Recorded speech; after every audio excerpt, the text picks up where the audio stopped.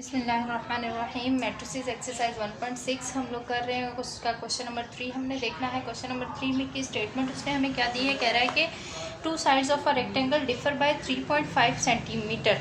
दो जो साइड्स हैं यानी कि लेंथ और ब्रेड्थ के बीच में जो डिफरेंस है, उनके मेजरमेंट्स में जो डिफरेंस है वो है 3.5 सेंटीमीटर। फाइंड द डायमेंशंस, उसकी डायमेंशंस यानी कि लेंथ और ब्रेड्थ हमने फाइंड आउट करना है। और पैरामीटर उसने हमें दिया है उसका 67 सेंटीमीटर। लेंथ हम अगर सपोज कर लेते हैं हमारी x है और ब्रेड्थ को हम कह देते हैं y है। उसने हमें क्या कहा है, अकॉर्डिंग टू स्टेटमेंट हमारी फर्स्ट जो इक्वेशन बनेगी वो क्या हो जाएगी, उन दोनों का डिफरेंस यानी कि x माइनस वाई अगर हम करते हैं तो वो हमारे पास क्या है 3.5 के इक्वल आता है। दूसरा उसने हमें कहा है कि पैरामीटर जो है वो हमारे पास इक्वल है 67 के। 67 पैरामीटर क्या क्या मतलब है, टू लेंथ्स को ऐड कर दें टू ब्रेड्थ्स के साथ तो हमारे पास वो पैरामीटर आ जाता है कि यानी कि 2x प्लस 2y वो हमारे पास किसके इक्वल है 67 के। ये हमारे पास दोनों इक्वेशंस हो गई हैं। यहाँ से हम क्या करते हैं कि इसके अपने जो है मैट्रिसेस वो फॉर्म कर लेते हैं। मैट्रिक्स ए हमारे पास क्या होता है, कोफिशिएंट्स का मैट्रिक्स होता है। यहाँ 1 -1 2 और 2, 1 -1 2 और यहाँ पे भी 2, ये हमारे पास आ जाएगा। उसके बाद हमारे पास वेरिएबल्स या अननोन्स का मैट्रिक्स होता है, उसको हम कह देते हैं एक्स और वाई। उसके बाद हमारे पास मैट्रिक्स बी होता है जिसको हम कॉन्स्टेंट्स का मैट्रिक्स कहते हैं, जिसकी वैल्यू है यहाँ पे 3.5 और ये है 67। 3.5 और 67 हमारे पास बी है। इस क्वेश्चन को हम ऐसे करते हैं कि ग्रामर्स रूल के थ्रू कर लेते हैं। पिछले जो क्वेश्चन थे उनको हमने क्या किया था, इन्वर्जन मेथड के थ्रू कर लिया था। क्वेश्चन नंबर 2 को, क्वेश्चन नंबर 3 को हम ग्रामर्स रूल से चेक कर लेते हैं ताकि दोनों रूल्स जो हैं वो आपको अंडरस्टैंड होते जाए। ग्रामर्स रूल में सबसे पहले हमें क्या करना है, डिटर्मिनेंट फाइंड आउट करना है। डिटर्मिनेंट ऑफ ए का डिटर्मिनेंट फाइंड करेंगे 1 -1 2 और 2 है हमारे पास। यहाँ से वैल्यू क्या आ जाएंगी, 2 multiplied by 1 minus 1 multiplied by 2 आ जाएगा और माइनस प्लस यहाँ से हमारे पास आ जाएगा 4। नॉट इक्वल्स टू 0 है, सोल्यूशन पॉसिबल है। उसके बाद हमने ए एक्स का डिटर्मिनेंट फाइंड आउट हम कर लेते हैं। ए एक्स में मैंने आपको पहले बताया था कि ए एक्स में हम क्या करते हैं, जो हमारे पास कोफिशिएंट ऑफ एक्स हैं उनको रिप्लेस कर देते हैं किससे, बी कॉन्स्टेंट्स के साथ। इसमें यहाँ पे आ जाएगा 3.5 और यहाँ आ जाएगा 67 और जो हमारे पास कोफिशिएंट ऑफ y है वो ऐसे के ऐसे ही रहेंगे और उनका हम क्या कर लेंगे, डिटर्मिनेंट फाइंड आउट कर लेंगे। 3.5 को हम मल्टीप्लाई किससे कर देंगे, 2 से माइनस साइन के साथ, ये है हमारे पास -1 और इसको किससे मल्टीप्लाई कर देंगे 67 के साथ। यहाँ पे आ जाएगा 7.0, माइनस और माइनस प्लस हो जाएंगे और ये आ जाएगा 67 प्लस 7 हमारे पास क्या बन जाएगा 74 बन जाएगा ये हमारे पास।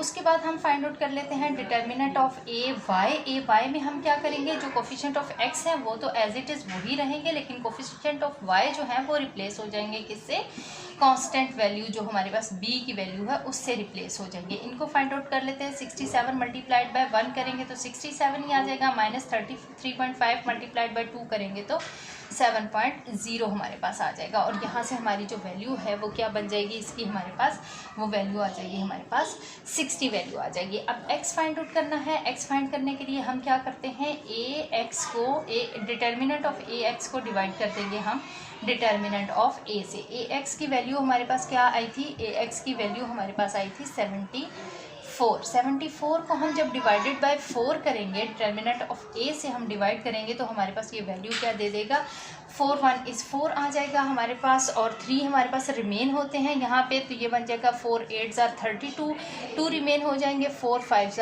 20, 18.5 हमारे पास यहाँ पे x की वैल्यू आ जाएगी। y की वैल्यू फाइंड आउट करेंगे तो उसमें क्या आ जाएगा, a y के डिटर्मिनेंट को हम डिवाइड कर देंगे डिटर्मिनेंट ऑफ a से। a y का डिटर्मिनेंट हमारे पास क्या आया है, 60 आया है। 60 को हम कर देंगे डिवाइड बाय 4 तो ये वैल्यू हमें क्या दे देगा, 15 वैल्यू दे देगा। उसने कहा था कि अगर दोनों जो हमारी वैल्यूज़ हैं, लेंथ और ब्रेड्थ जो है हमारे पास, उनका अगर हम डिफरेंस फाइंड आउट करते हैं तो वो 3.5 के इक्वल आता है। यहाँ पे चेक करें, हमारे पास एक वैल्यू 18.5 आई है, दूसरी 15 आई। अगर हम इनका डिफरेंस लेते हैं तो क्या आ जाएगा हमारे पास, x में से हम y को जब माइनस करेंगे तो हमारे पास क्या आ जाएगा 3.5 आ जाएगा। ये हमारा क्वेश्चन नंबर 3 जो है वो कंप्लीट हो गया है यहाँ पे। और क्वेश्चन नंबर 4 को चेक कर लेते हैं। क्वेश्चन नंबर 4 की स्टेटमेंट उसने हमें क्या दी है। क्वेश्चन नंबर 4 की स्टेटमेंट में कह रहा है कि third angle of an isosceles triangle is 16 degree less than the sum of two equal angles, find the angles of the triangle. उसने कहा कि कोई हमारे पास आइसोसेलेस ट्राइंगल है। आइसोसेलेस ट्राइंगल कैसी होती है, हमारे पास उसके दो बेस एंगल्स जो है वो इक्वल होते हैं और जो वर्टिकल एंगल होता है उसकी वैल्यू डिफरेंट होती है। बेस एंगल्स भी इक्वल होंगे और ये जो दो साइड्स हैं वो भी इक्वल होंगी और उसके अपोजिट एंगल भी इक्वल होंगे। हम क्या कहते हैं, लेट कर लेते हैं कि बेस एंगल जो हमारे पास है उसका वो क्या है, एक्स है। एक भी एक्स है, दूसरा भी एक्स है, ठीक है, ये भी एक्स हो जाएगा, ये भी एक्स हो जाएगा। जो वर्टिकल एंगल है हमारे पास, वर्टिकल एंगल को हम y कह देते हैं। सम ऑफ थ्री एंगल्स, किसी भी ट्राइंगल के एंगल्स को हम सम करते हैं तो उसकी वैल्यू किसके इक्वल आ जाती है हमारे पास। अगर हम इसके एंगल्स को ऐड करेंगे तो वो हमारे पास किसके इक्वल आ जाएगा, 180 डिग्री। ये तो हो जाएगा 2x + y = 180 डिग्री। ये एक इक्वेशन बन जाएगी हमारे पास। फिर उसने हमें ये कहा है क्वेश्चन में कि जो थर्ड एंगल है वो अगर हम इन दोनों एंगल्स को ऐड करें, उस में से 16 कम कर दें तो उसके इक्वल आता है। थर्ड एंगल को हमने कहा कि वो y है। y उसने कहा कि इसके इक्वल है, दोनों एंगल्स को ऐड कर दिया जाए और उसमें से 16 कम कर दिया जाए। यहाँ से हमारी वैल्यू इक्वेशन क्या बन जाएगी, 2x - y = 16। ये इक्वेशन 2 हो जाएगी। यहाँ से हम क्या कर लेंगे, a फाइंड आउट कर लेते हैं। अपना a हमारा मैट्रिक्स जो है वो क्या फॉर्म होगा, यहाँ से 2 1 2 -1 2 1 2 और -1, ठीक हो गया। इसको भी हम क्रैमर्स रूल से ही करेंगे। ये वाला क्वेश्चन जो है इसको भी हम क्रैमर रूल से कर लेते हैं। आगे x की वैल्यू है, x हमारे पास क्या होता है, x और y होते हैं और फिर b हमारे पास कांस्टेंट्स का मैट्रिक्स होता है। कांस्टेंट्स इसमें हमारे पास हैं 180 और 16। 180 डिग्रीज हैं और 16 भी हमारे पास क्या है, डिग्रीज है। यहाँ से हम क्या फाइंड करेंगे, determinant of A find out करेंगे। सबसे पहले डिटर्मिनेंट करने के लिए वो डिटर्मिनेंट के नोटेशन में वैल्यूज़ को लिख देंगे। डिटर्मिनेंट के नोटेशन में लिखने के बाद जो हमारे पास डायगोनल एंट्रीज हैं उनको हम क्या कर देंगे, मल्टीप्लाई कर देंगे। 2 को 1 के साथ मल्टीप्लाई करेंगे और यहाँ से हमारी वैल्यूज़ जो हैं वो क्या आ जाएंगी, -2 आ जाएगा और यहाँ से भी -2 आ जाएगा और आंसर इसका क्या बन जाएगा, -4, जो कि नॉट इक्वल्स टू 0 है। अब हमने कहा कि हम इस क्वेश्चन को भी क्रैमर्स रूल से करना चाह रहे हैं। क्रैमर रूल से करने के लिए हमें इसके लिए क्या फाइंड करना पड़ेगा, ax, determinant of ax find out करना पड़ेगा। ax में हम क्या करेंगे कि जो हमारे पास कोफिशिएंट ऑफ x हैं उनको रिप्लेस कर देंगे हम अपने कांस्टेंट्स के साथ। 180 और 16 आ जाएगा और यहाँ पे 1 और -1 जो है वो एज इट इज़ रहेंगे। 180 मल्टीप्लाइड बाय -1 से हम क्या करेंगे, 180 को मल्टीप्लाई कर देंगे। -16 मल्टीप्लाइड बाय 1 करेंगे तो यहाँ से हमें क्या मिल जाएगा, 16 ही मिल जाएगा। -180 -16 तो ये हमें क्या आंसर दे देगा, 196, ठीक हो गया। ये हमारे पास आ गई है ax की वैल्यू। अब हम फाइंड कर लेते हैं ay का डिटर्मिनेंट। ay का डिटर्मिनेंट करेंगे तो जो x के कोफिशिएंट्स हैं वो तो सेम रहेंगे, लेकिन जो y के कोफिशिएंट हैं वो रिप्लेस हो जाएंगे कांस्टेंट यानी कि मैट्रिक्स b के साथ। यहाँ से वैल्यू क्या आ जाएगी, 2 × 16 - 180 मल्टीप्लाइड बाय 2 आ जाएगा, ठीक हो गया।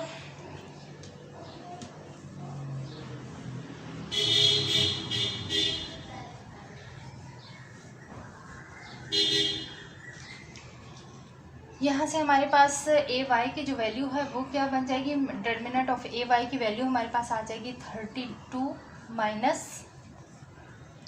360। इन दोनों को सॉल्व करने से हमारे पास जो वैल्यू आ रही है वो आ रही है 328 ए वाई की वैल्यू। यहाँ अब हमने क्या करना है, एक्स फाइंड आउट करना है। एक्स फाइंड करने के लिए हम क्या करेंगे, ए एक्स यानी कि डिटर्मिनेंट ऑफ ए एक्स को डिवाइड कर देंगे डिटर्मिनेंट ऑफ ए से। ए एक्स की वैल्यू हम फाइंड कर चुके हैं जो कि हमारे पास आई है क्या, 196 और ए डिटर्मिनेंट ऑफ ए की वैल्यू हमारे पास जो है वो आई थी -4। इसको जब हम डिवाइड करेंगे तो ये हमारे पास आ जाएगा 4 4 16 आ जाएगा हमारे पास। और अच्छा ये -196 है, माइनस यहाँ पे भी आएगा, माइनस और माइनस कैंसिल हो जाएंगे, 4 4 16 आ जाएगा और यहाँ से हमारे पास रिमेन वैल्यू का आ जाएगी 3 आ जाएगी, 4 9 36 आ जाएगा। ये आ जाएगी y की वैल्यू। जब हम फाइंड करेंगे डिटर्मिनेंट ऑफ y को हम डिवाइड कर देंगे डिटर्मिनेंट ऑफ a से। डिटर्मिनेंट ऑफ y हमारे पास क्या आया है, 328 8। इसको जब हम डिवाइड करेंगे, ये भी माइनस के साथ है, इसको जब हम डिवाइड करेंगे -4 के साथ, तो माइनस इसका भी कैंसिल हो जाएगा और हमारे पास वैल्यू क्या आ जाएगी, 4 8 ज़ार 32, 4 2 ज़ार 8, 82 डिग्री हमारे पास आ जाता है हमारा वर्टिकल एंगल। वर्टिकल एंगल की वैल्यू जो है वो 82 डिग्री आ गई है और जो हमारे हॉरिजॉन्टल बेस एंगल्स हैं उनकी वैल्यू हमारे पास आ गई है 49।